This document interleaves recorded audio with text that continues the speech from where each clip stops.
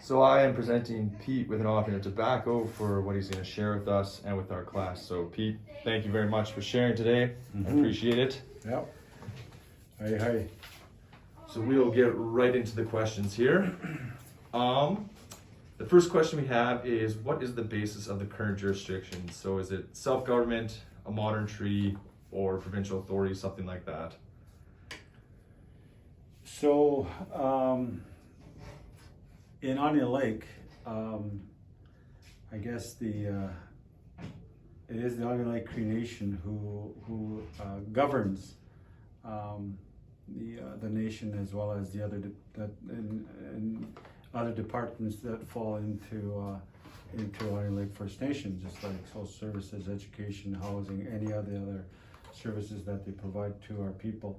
So it is Onion Lake Cree Nation. However, in that Onion Lake Cree Nation, there is a school board, and the school board actually does, the members of the school board do apply. They have to apply, make an application to the band, and then the selection committee, which is usually upper management, which is usually the director of operations, as well as the chief and council, members of the chief and council, will make the final decision as to who gets to be on that school board. So, and it is the school board who will have somewhat of the authority, I guess you want to say, in regards to any type of programming or anything that is done within education on reserve. But ultimately, it always goes back to the chief and council, who have the final say on a lot of the, again, like I said, a lot of the, either if it's funding agreements or if it's any type of programming that the nation would like to see. So yeah. Perfect. Is there a relationship that Onion Lake School System has with the provincial school system or surrounding school systems in the area? No, they don't. Most of the any services that the nation would need for their students is done, if you want to call it, privately. And so, like for example, in Onion Lake, there is they would just basically, for our community anyways, a lot of times they do have those services already within the nation. So there's no need for any other agreements, I guess, with the provincial school system. The only time that there would be anything such as that would be extracurricular sports, where our high school teams would play other surrounding school division teams. So that would be the only type of I guess agreement that they would have with any provincial school system. Yeah. Okay, perfect. You kind of spoke to the governance structure already there. So we can kind of go to our next one. So in Onion Lake, I know there might not be, or if there is there like a mission statement, or what's their vision and values within the reserve there? First and foremost, it's teaching our children about who we are as Nehiok, as Cree. And so that's first and foremost. And so then the rest is also making sure that our children are successful in the Western world, if you want to call it that. So always preparing our children to make sure that they can walk in both worlds. And so yeah, that's something that our nation really believes in.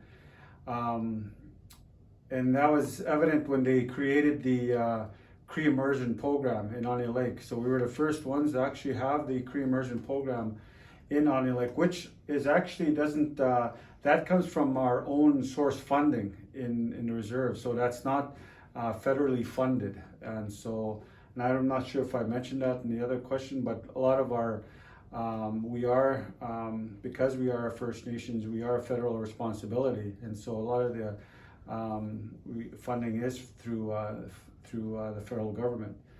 But it's that Cree Immersion that is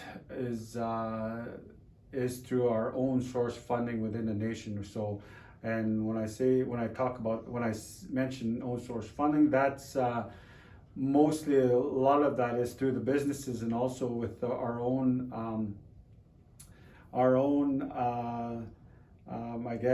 natural resources that we have in our own nation.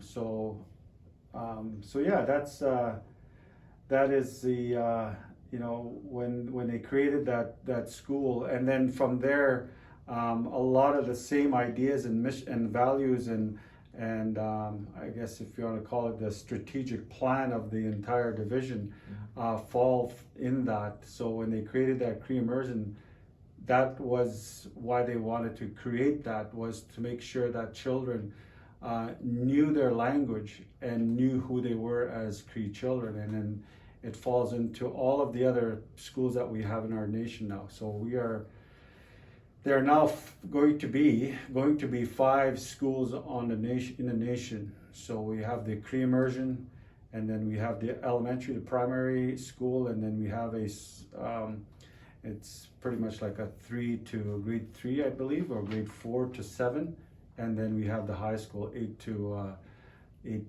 12. But then this new high school that's going to be built here, it is built, it's practically done now.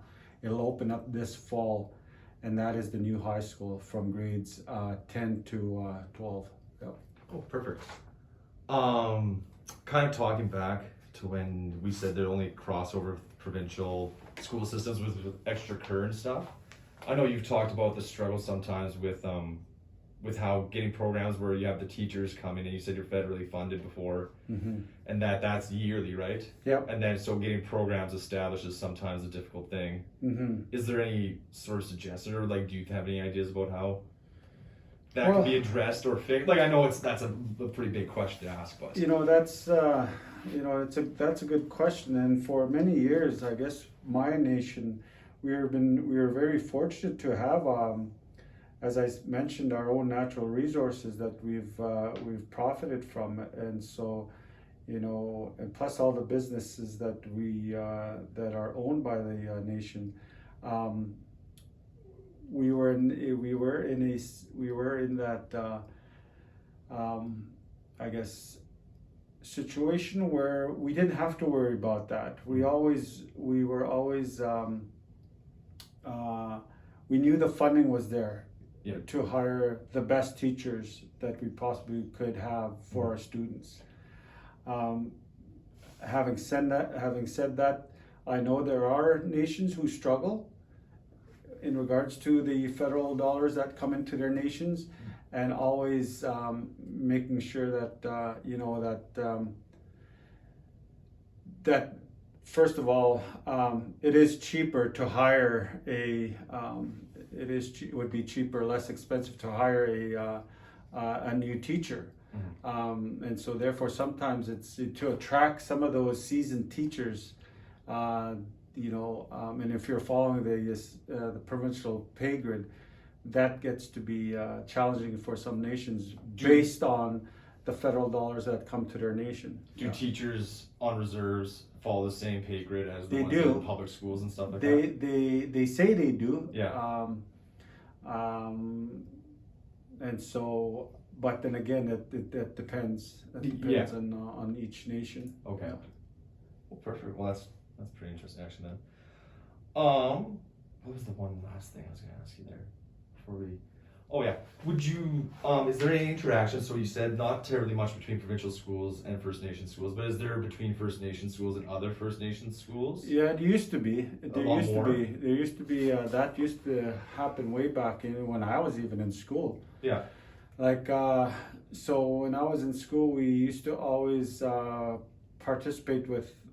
At one time, it was like the North Balfour School District, or North Balfour District, it used to be called. So all the First Nations that fall into that North Balfour District, which is Tunnerchal, Little Pine, Palmaker, and all them, Red Pheasant, and us up there. Okay.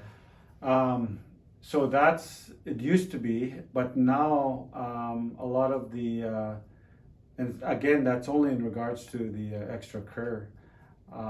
So now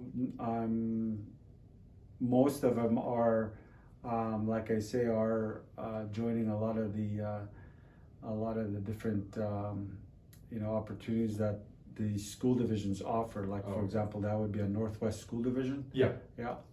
So yeah, it gets to be. I guess it's always, that's the tricky part to all of this, is because we're federal responsibility, and sometimes that's that line that you have to you're talking about a federal system and also a provincial system. Yeah, and then And it's tough to cross over when Yeah. it's not the same. Yeah, so yeah, and anyways, that's a little bit about Onion Lake. And so from what I know, and I'll just say that I've never actually taught there. Okay. I was born and raised there, Yeah. and I've taught and I've actually worked all my career outside the reserve. I've actually never worked inside the reserve, in teaching anyways. I've Yes. worked in other areas when I lived in the community, but anyhow, yeah. Perfect. Do you have anything else you really want to share or add? Like it doesn't have to be so formal. If there's anything else you want to say. No, I think it's I think this is something that I think some of the questions that you had sent me, and some of the things that you guys are studying. I think it's good that there's starting to be this understanding, or this knowledge that's out there, because it's certainly there's a lot of misconceptions about working on reserve and Yeah. working off reserve, and all that. And in fact, I was just talking to a First Nations colleague of mine who works for a First Nation, and some of the challenges, but also some of the positives that are out there working for our own nations. Yeah. So, as I think the more that we educate ourselves, and the more that we are aware of some of the issues that are within our First Nations, and even outside outside in our communities, in the future, I think we'll have a better understanding and a better relationships when we talk about First Nations and non-First Nations, and even school districts and school divisions and First Nations, because there's still a lot of First Nations reserves that send their students to provincial systems, because a lot of times there's a lot of First Nations don't have a high school. Yeah. Most of them do have elementary schools, but a lot of times there's some First Nations that do not have that. So a lot of those students end up in the provincial system. Yeah. So then that's where there's some of these agreements that happen within nations and First Nation and school divisions. Yeah.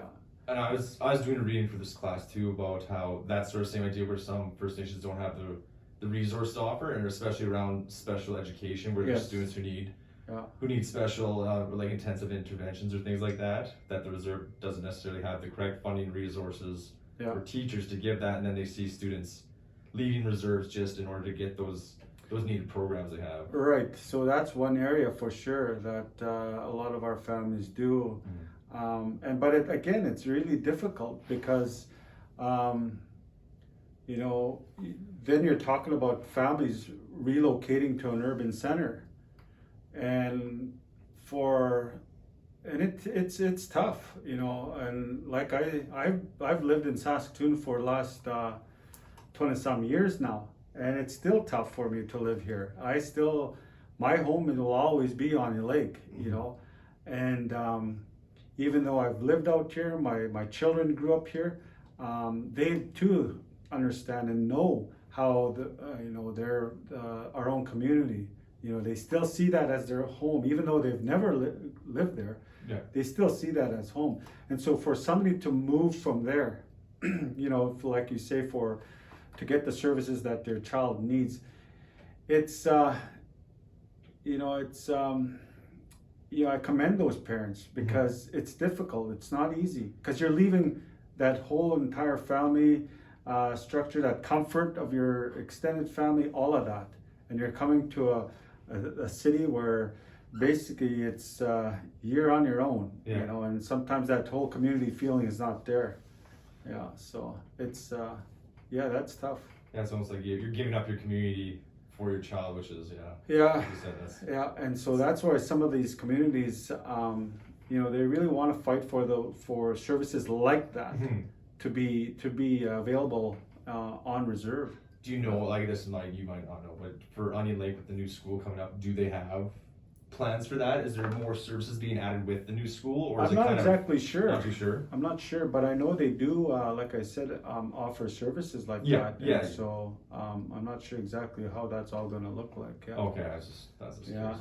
But definitely that is you know, when I think about that new school, and I've said this before, it's a beautiful building, and it's good for our nation, and so it's yeah, it's it'll be